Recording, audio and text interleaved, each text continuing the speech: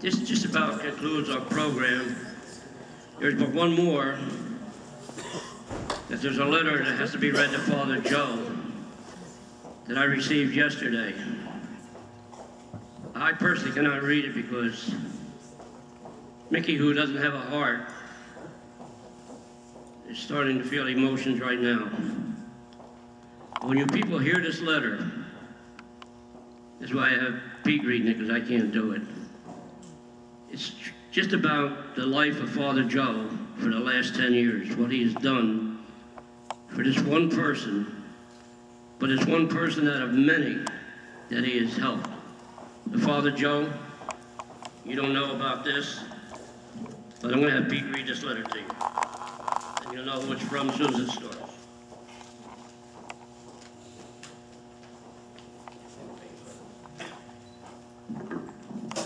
I'm hoping you can all hear me. Yes. Surprisingly, I too had a dream.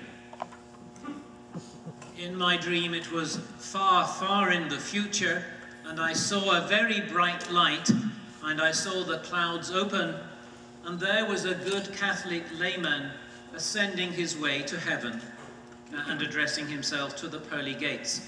This was so far in the future that, of course, as the other stories have gone, it was in fact the same day that Father Joseph was called home also to the Father. So the two of them arrive at the pearly gates together.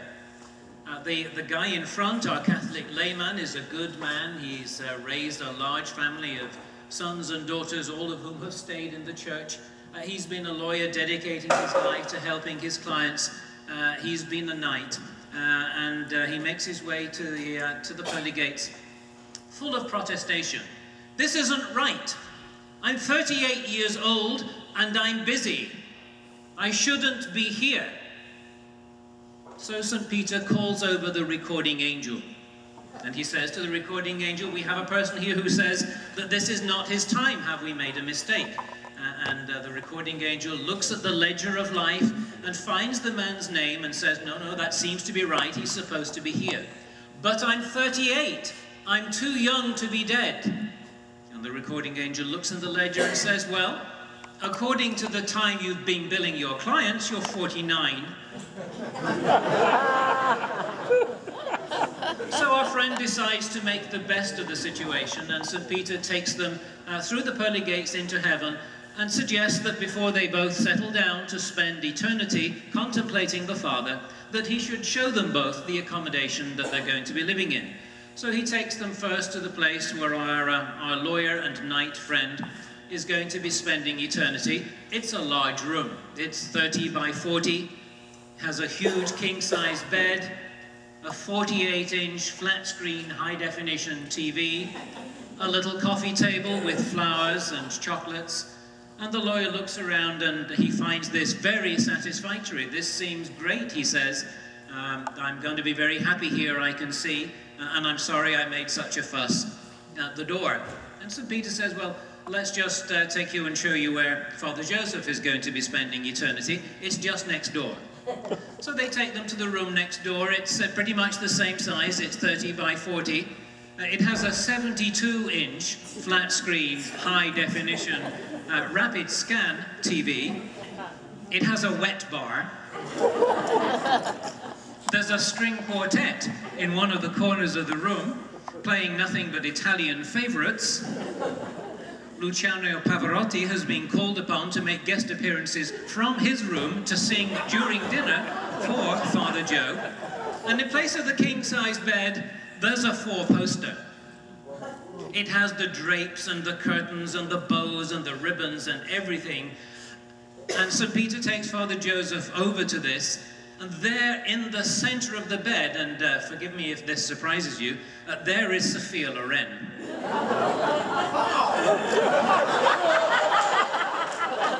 In a bikini. Not, of course, the Sophia Loren of this far, far distant day when our friends will be called to the Father, but Sophia Loren as she was in 1965.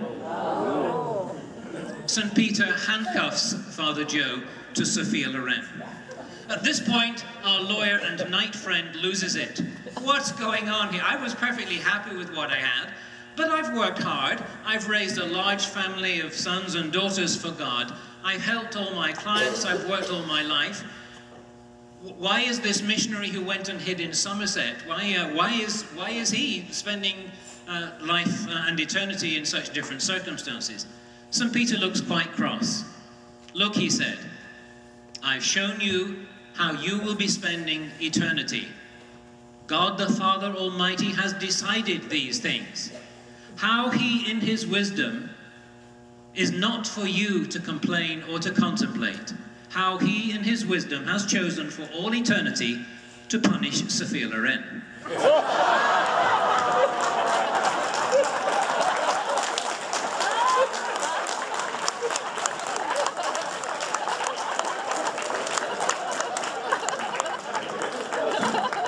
Now might be a good time to say something nice, so let me pick up just one relatively minor thought that I hope differs a little from other things that people have already said, so that I'm not repetitive. We're a strange bunch of people here in many ways today, and I'm thrilled that so many of us were able to turn out. But we come here to this place for a variety of different reasons. I personally am a great fan of the fish fries.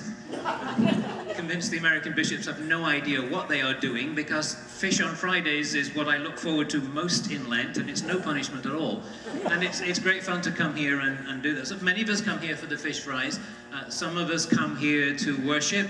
Some of us come here because we don't get on with our pastors. There's a variety of different reasons why we might come here. But of course, it's not a parish.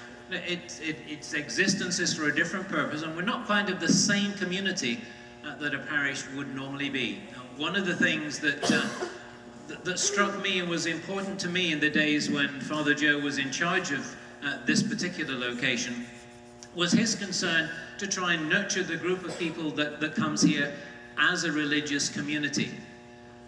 I've been coming here on and off for many years, since before Father Joe was here, and he and I can promise you, have looked at life together many times from the bottom of empty brandy bottles.